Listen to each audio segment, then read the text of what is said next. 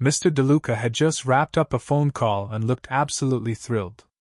Thanks to my expertise, I'd managed to move over $10 million across 4 countries and 12 banks, keeping his money clean and far from the eyes of the government. I'm Tony Carson. People in the know respect me for one thing: moving money quietly, hiding it when needed, and shielding clients from legal disasters. I never ask where the funds come from or poke around in their affairs. It's better that way. Keeps me safe, keeps things simple. My one rule? Don't ask questions. That way, nobody has to lie to me. This approach has paid off well. I've built a solid income and a fortress around my finances.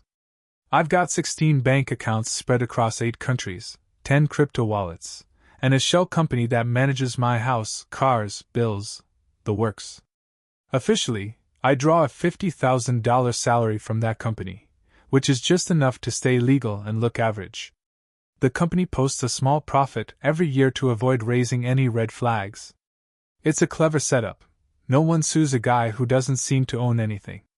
Over time, clients have tried to thank me in all kinds of ways: women, pills, vacations, security services. I've always turned them down. Until now. Things have changed. I've had to say yes to some help, surveillance, protection, a little muscle, and my business contacts were more than willing to oblige. I've kept their money safe, kept them out of handcuffs, and now they were happy to return the favor. My wife, Jenna, thinks I'm just a financial advisor. She has no idea how much I actually earn, or that we've got money stashed offshore. All she knows is that the company pays for our mortgage, our cars, and our day-to-day expenses. She's never asked questions. Why would she? She doesn't need to work, drives a new luxury car every year, and has an endless budget for shopping and weekend getaways. I thought Jenna was content. I thought she loved our life. For the past 5 years of marriage, we've had a good thing going, emotionally, physically, all of it. It felt like a dream. But now that dream's about to be shattered. A Category 5 hurricane is heading straight for my so-called paradise. Jenna and I dated for 2 years before tying the knot when we were both 25. She just turned 30. Blonde, stunning blue eyes, the kind of woman who turns heads everywhere she goes. She's what you'd call a trophy wife. But despite all the attention she gets, she always made it clear she was mine. Or so I thought. Back in college, she dated a guy named Josh Whitman, the first man she ever truly fell for. But he enlisted in the Marines, and eventually, the relationship fell apart. Or that's what I believed. Turns out, Josh just got out of the military after 2 tours and moved back to our city. And Jenna, well, it looks like she never really let go of her feelings for him. Once he was back, Josh started reconnecting with old friends, including my wife. He got her number from someone they both knew and started calling, texting, trying to pick up where they left off. About 6 weeks ago, I started noticing changes in Jenna. She suddenly became extra affectionate. We were hooking up a lot more than usual. Not that I was complaining, but it was definitely out of character. She was over the top sweet, almost like she was trying to cover something up. That's when I started paying attention. Then, during a barbecue one weekend, a buddy casually mentioned that Josh Whitman was back in town. I asked when he came back, and sure enough, it lined up perfectly with Jenna's sudden shift in behavior. The very next day, I made a call to a business associate, someone who owed me big. I told him I might need a favor, and just like that, he was all in. I gave him Josh's name, and what little I knew. What I got back blew me away. They sent me a dossier thicker than a Bible. Everything from Josh's birth certificate to his college grades, his family background, and full military records. I knew more about him than his own mom probably did. But that wasn't all. They also started feeding me daily reports, full transcripts of Josh's text messages. Over 15 a day. To my wife. At first, it was friendly. Catching up. Innocent enough. But within a week, the tone started shifting. Flirty. Suggestive. I watched, helpless, as Jenna shut down his advances, only to let them back in a few days later. Bit by bit, she started flirting back. I could feel my blood pressure rise every time I read those messages. It was clear, she still had feelings for him. And I knew where this was heading. For weeks after a steady build-up of texts and playful banter, Josh finally convinced her to meet him for lunch. And not just lunch. He told her to wear something handsome, because he missed her. And Jenna, she agreed. She even joked, or maybe she wasn't joking, about not wearing any underwear. That's when something inside me snapped. I hadn't felt this level of white-hot rage in years. Like old times, I turned to my business contacts for advice. We all agreed I needed to confront them face-to-face during one of their little lunch meetups, but not alone. A body nearby, just in case things went sideways. Thanks to my surveillance team, I knew exactly when and where they'd be meeting. When I arrived at the restaurant, I spotted them tucked away in a private booth near the back. Jenna was wearing a low-cut, figure-hugging dress, no bra, which only cranked up my fury. She looked like she was trying to impress someone, and it sure as hell wasn't me. They sat close, their backs to the rest of the room, looking way too cozy for old friends. As I made my way through the dining area, I noticed a large guy trailing behind, one of my guys I figured keeping a watchful eye. I approached the booth and greeted them like I had just stumbled in. Josh and Jenna turned, both startled. I slid into the seat across from them like I belonged there. Josh's hand was resting on top of Jenna's, casually, like it had been there a while. When she realized I wasn't just some passing diner, she froze. Her face went pale, eyes wide. Josh, on the other hand, looked at me with smug amusement, as if to say, "Yeah, I've got your wife. What are you gonna do about it?" He didn't let go of her hand right away. Even when Jenna tried to pull it back, he held on, flashing me a look that boiled my blood. Finally, she found her voice. "Tony, this is Josh. Josh Whitman." Her voice trembled. "And Josh, this is my husband, Tony." I'd never seen her so shaken. Josh, though, sat there cool as ever, like he owned the place, and maybe even her. Keeping my composure, I looked at Jenna and said, "We need to talk. Alone." Then I turned to Josh. "Mind giving us a minute?" He gave her hand one last squeeze before letting go. Jenna stood up, clutching her purse like it was a shield, caught between two men and clearly terrified of what came next. I took her by the wrist, not roughly, but firmly, and led her toward the back of the restaurant, past the restrooms. She didn't say a word. She knew she'd been caught. I pushed open the door to the men's room, made sure we were alone, and shut it behind us. Then I let it out. I asked her why she thought it was okay to wear a dress like that, no bra, no decency, when she wasn't with me. My voice didn't rise, but the steel in it made her flinch. Tears welled up in her eyes, but she still said nothing. I lifted the hem of her dress, just enough to see if what I'd feared was true. And it was. She had nothing on underneath. I let out a breath I didn't realize I was holding. My face must have gone from shock to furious in seconds. I turned her toward the mirror, holding the fabric up so she could see what I saw. See what she was giving to another man. She yanked the dress back down and gasped. "It's not what it looks like. I know how bad this looks, but I swear there's an explanation. Please, Tony. Just give me a chance to explain." My voice dropped to a level she'd never heard before. Calm. Controlled. Dead serious. "We're going to have a talk, you and me," I said.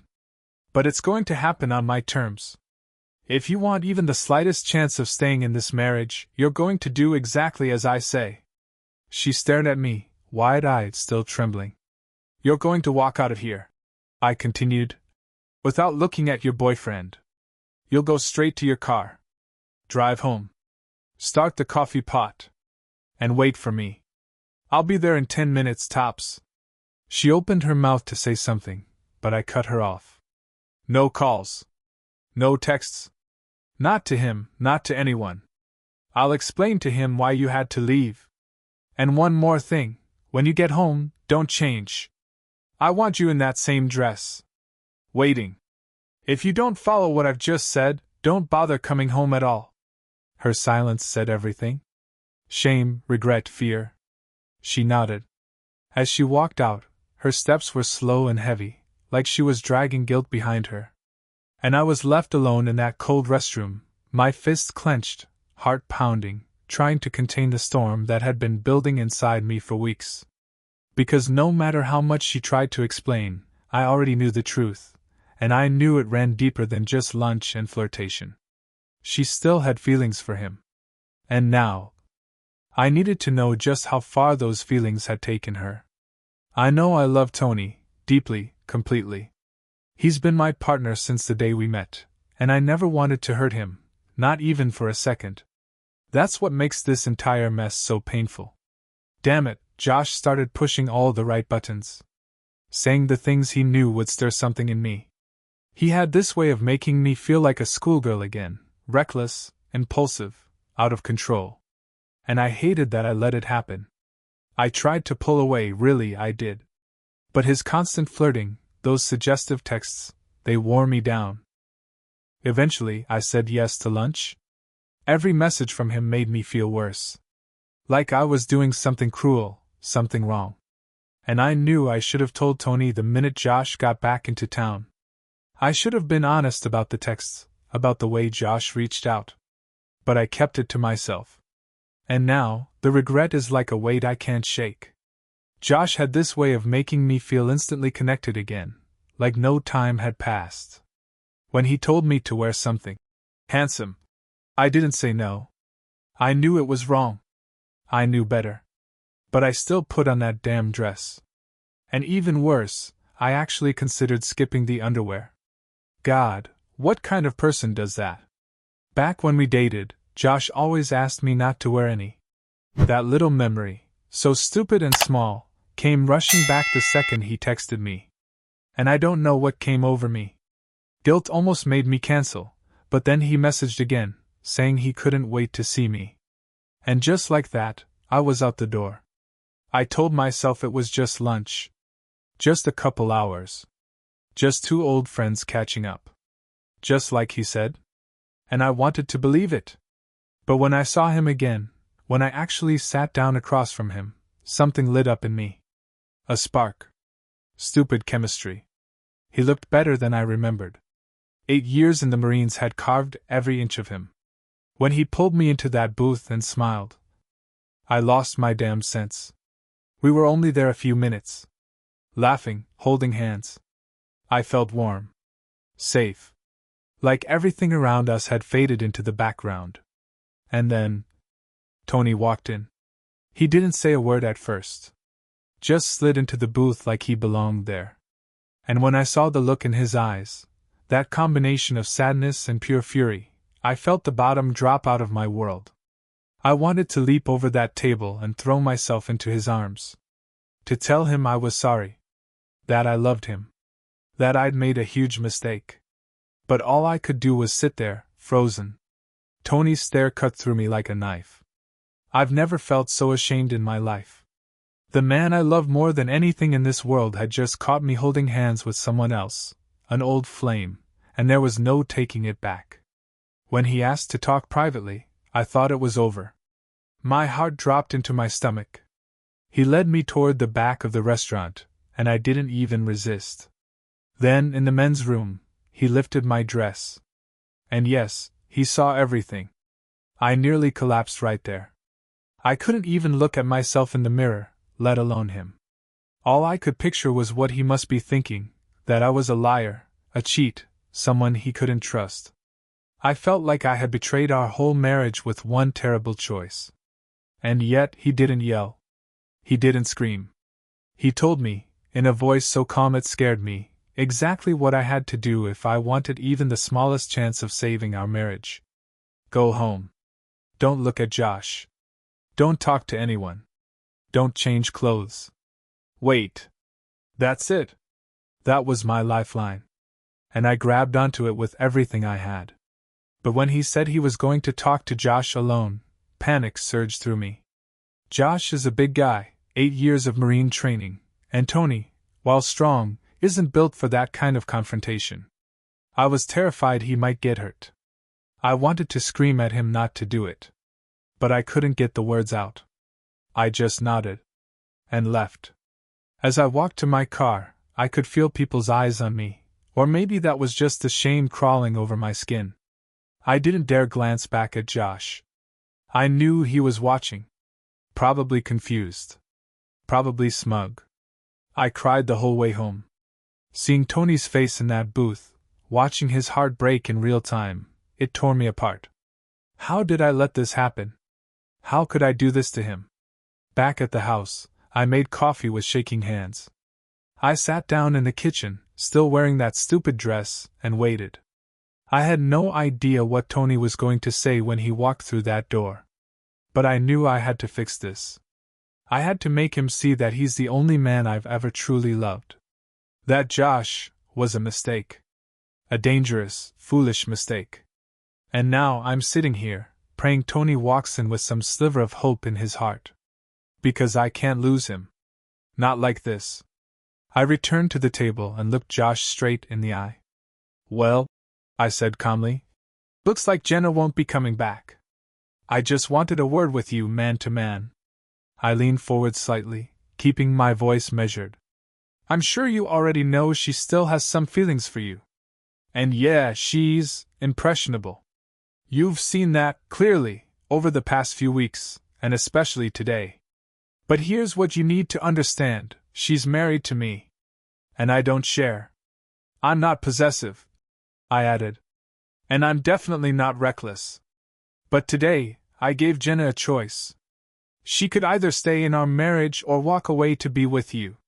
But not both. I told her she'd have to decide, without any more nudging from you. I paused, then said, if she picks you, so be it. That's her choice. But if she chooses me, then the two of you are done. No more contact. Period. Josh leaned back, arms folded, and gave me that same smug grin he'd been wearing since I walked in. She'll come back to me, he said confidently. She can't resist what we had. You saw it. You know it. That arrogant smirk? It made me want to put my fist through the table. But I didn't. Instead, I kept my cool and replied, I hope you'll be reasonable about this. You're a good-looking guy, built like a tank, and I'm sure there are plenty of single women out there who'd line up for a shot at you. So why do men like you always go after married women? Before he could answer, I leaned in closer and let the real message land. You think I don't know who you are? I know everything, Josh. Your mom's name is Mary, your dad's Mark. You love those dogs of theirs, Max and Bella. You haven't seen your sister down in Austin in, 3 years? Your best friend Billy, yeah, I know about him too. His girlfriend's pregnant. It's a boy. Josh blinked. I could see it in his eyes, the first real flicker of fear. And I've read every one of those desperate texts you sent to my wife. Every single one. I continued. Let me put it this way, the people I work with owe me. And they aren't the kind of folks you want to end up on the wrong side of. I straightened up and gave him a firm look. Tonight, we find out who the better man is. And I'll tell you this, I meant what I said. If she chooses you, I'll respect that. It'll break me, but I'll let her go. I won't live with a woman who wants another man. I won't share what's mine. But, I added, if she chooses me, that's it. It's over between you two. No more texts, no more DMs, no more accidental run-ins at the coffee shop. You disappear from her life. Completely. You see her in public, you walk the other way. You hear she's at a party, you don't go. If you even think about contacting her again, you'll feel pain like you've never imagined. His jaw tightened. He didn't have a comeback. I asked, do you understand me, Josh? Do you get how serious this is? He didn't speak at first. Then finally, how do you know all this stuff about my family? Like I said, I have friends. And you don't want to meet them. I might not look like much, I added, but there's a lot more to me than you realize. Josh stared at me, confused and unsettled. You're really gonna give her the choice? To walk away from you? I always keep my word, I said. If she were any other woman, If today had been anyone else, I'd have thrown her out already. But I love her. So she gets one shot. If she's texting you by midnight, she's yours. If not, she's mine, and you're out of her life for good. He smirked again, trying to mask his nerves. You might be surprised. She told me she wanted to be with me. That she still wants me. Maybe he was bluffing. Maybe he wasn't. Either way, I'd find out soon. I stood up and walked away, leaving him sitting there stunned. My guy, the bodyguard I'd brought for backup, stood up too, throwing a sharp glare at Josh as he passed before following me out the door. Less than a minute later, Josh got a text. I made sure he knew exactly who I was, and that I wasn't just some meek husband who got played. On the drive home, I couldn't stop thinking, would she be there when I walked in? Would she still want me? Or had she already decided to leave? When I opened the door, the house was silent. Jenna was sitting at the kitchen table, shoulders slumped, tears in her eyes. She looked up when I walked in, like she was trying to read my expression. But I didn't say anything right away. I poured myself a cup of coffee and took the seat across from her. Then I said flatly, I know everything. She didn't speak. I've read every message between you and Josh. I have people in my business who owe me favors, people you don't want to cross paths with. She whispered an apology, but I cut her off. Save it, I said. You don't get to say sorry. Not after what I saw today. You betrayed me, Jenna. You didn't just hide things, you let him touch you. Laugh with him. Hold your hand. And you did it all while still wearing my ring. I never saw this coming. I told her. You know me, Jenna.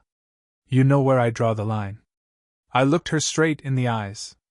I won't live with a woman who doesn't respect me, our vows, or the sacred commitment we made when we got married. In my world, cheating isn't just physical. The thought alone, the intent, is betrayal.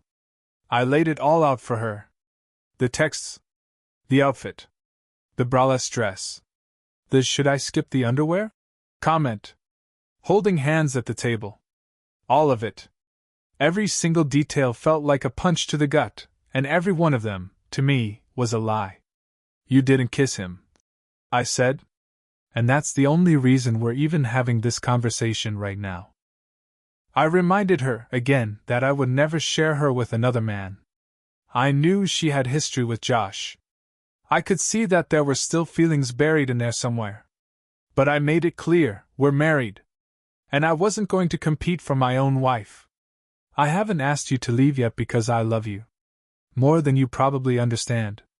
And I'm willing to fight for us, for what we've built, if there's even the smallest chance of fixing this. Then I took a breath. But before we go any further, I have to ask. And don't lie, because I might already know the answer. I looked her in the eyes. When you were sitting there with him, without underwear, did he touch you? She shook her head, eyes filling with tears. No. I swear. Never. Only you? I pressed again. Has anyone else touched you that way since we got married? She cried harder, repeating. Never. No one. Just you. Always. She lowered her head, ashamed, whispering apologies through the tears. I could see how much she regretted it. But regret isn't a reset button. It doesn't erase what happened. Look, I said, I know technically nothing happened today that would end a marriage. There were no kisses. No hotel rooms. Just texts and holding hands. But it wasn't nothing, Jenna. And that dress? What were you planning to do, seduce him? She shook her head again. No, I swear. I didn't plan to sleep with him. I just wanted to look nice. To remember how it felt, back then. That's it. I nodded slowly. Even if I understand your past feelings for him, I'll never share you with another man. Then I laid it out, plain and simple. You have two choices, I said. You either choose him, and I'll let you go. I'll make the divorce fair. No revenge. No drama. Just safety and peace for both of us. Or, I continued, you stay in this marriage. And if you do, you stay faithful. You cut him off completely. I made the terms clear. If she picked Josh, she'd need to pack her things and be gone by the weekend. I'd file the papers. That would be it. No looking back. But if she chose me, Josh would be dead to her. No texts, no calls, no emails, no random hellos at the store. Nothing. They would never be in the same place again. That bridge would be burned, for good. She nodded without even hesitating. But I wasn't done. This isn't a choice you get to make lightly, I said. This is a one-time deal. Think hard. Because once I walk out of this room, your answer is final. I told her I was going to take a shower. That she should stay seated and really think it through. Think about her actions, her feelings for him, and what she really wanted moving forward. As I walked away, she blurted, "Of course I choose you, Tony. I love you. I don't want anyone else." I paused. Then said, "I need you to really think about that. Because if we move forward, we're starting over. And it's going to be a hell of a climb to rebuild the trust you broke." I left her in the kitchen and took my time showering and getting dressed. When I came back, she rushed to me, wrapping her arms around my neck, sobbing, "I love you. I don't want to lose you. I'll be the wife you deserve. I'll never stray again. I want to start a family with you, Tony. I want your children. Please don't leave me." I held her. Then I kissed her. Then I carried her to bed. Fueled by all the pain, the love, the confusion, we fell into each other, fast and fierce. She kissed me with desperation, clinging to me like she was afraid I'd disappear. And in that moment, I let myself believe we could come back from this. That maybe this mess didn't have to be the end of us. We laid there for a long time afterward, tangled in each other, silent. That silence wasn't awkward, it was peace. A rare, fragile peace that we hadn't felt in weeks. It felt like we'd crossed through a storm and somehow still held on to each other. And the next day? Josh got his answer loud and clear. No call. No message. Just silence. "She didn't call," he said later. "So I guess she chose to stay with that idiot." He was wrong about a lot of things. But in that moment, he was finally right. I honestly think he believed she'd pick him. Josh probably sat there, stewing, thinking he was one seduction away from stealing my wife. If he could have gotten her into bed that day, I'm sure he believed she would have left me on the spot. But I ruined his plan. And he didn't like that. He couldn't understand how I knew so much about him, about his life, his family, his dogs. But he also didn't realize I wasn't done. A few days later, sure enough, the idiot broke his silence. Josh sent Jenna a text trying to reel her back in, one more attempt to convince her to leave me. She showed it to me. Didn't reply. Just handed me the phone and let me read it myself. That moment, her transparency, her decision not to engage, it was the first real step toward rebuilding the trust between us. And I told her as much. What Josh didn't know was, I had already seen the text before she showed me. But her choosing to be honest mattered more than anything. The next day, I sent Josh a message. Just one line. "How's the search for Casey and Mickey going?" He panicked. Immediately called his parents, and that's when he found out both their beloved dogs were missing. Gone. Just vanished. They were heartbroken. And Josh knew, without a doubt, that this was connected to his refusal to let go of Jenna. He called me furious.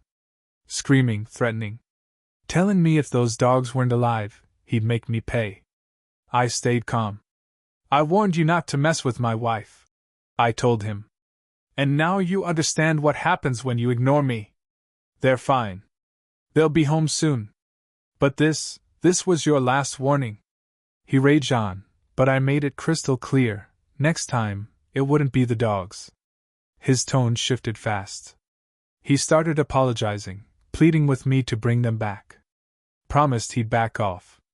That he'd stay away for good. I accepted the apology, reluctantly. But I reminded him that I wasn't the only one involved. And the people helping me? They weren't as patient as I was. "I'll talk to them," I said. "But don't make me call you again. Because if I do, it won't be about dogs." At 3 a.m. that night, Casey and Mickey were found barking on their parents' porch, safe and sound, no clue they'd been part of a silent war between two men.